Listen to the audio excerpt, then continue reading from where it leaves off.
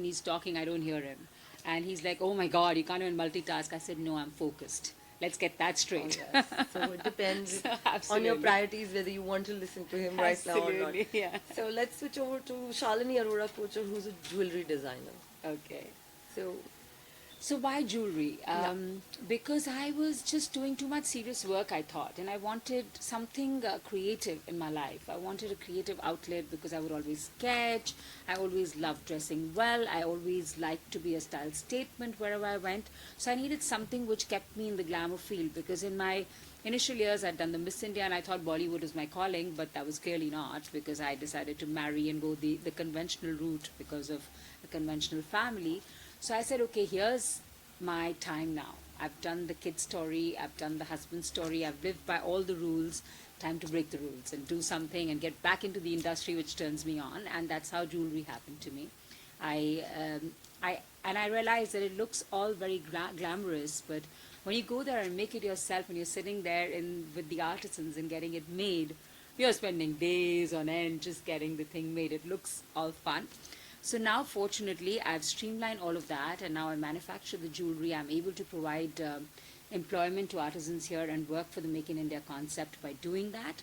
And I'm able to sell that jewelry in the global market, because I now do all the fashion weeks and I retail out of Milan, Berlin, Paris. So yeah, so jewelry's got me right back into the glamour And you story. have your own jewelry brand That's right. by It's, Saks. it's called Saks. So I want Saks Fifth Avenue to sue me saying how you're using this name because I'm just kidding.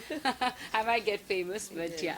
So it's called Saks. Okay, so that's great. So, what do you have to say about this? How important is getting dressed up and being up to date and using jewelry in our day-to-day life? How important is it in today's world?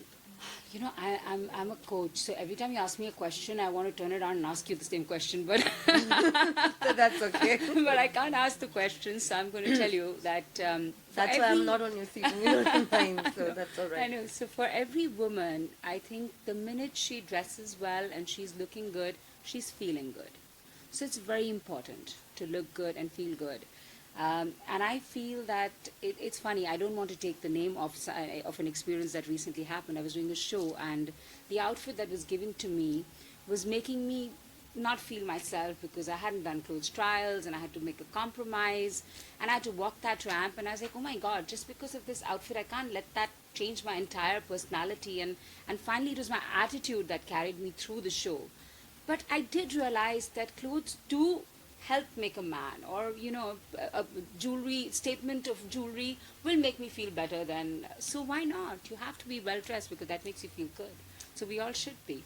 And I'm always well turned out, and I say that I don't know how long I'm going to live. This may be the last day of my life. At least I have to be dressed well if I'm going. So I'm always That's well dressed.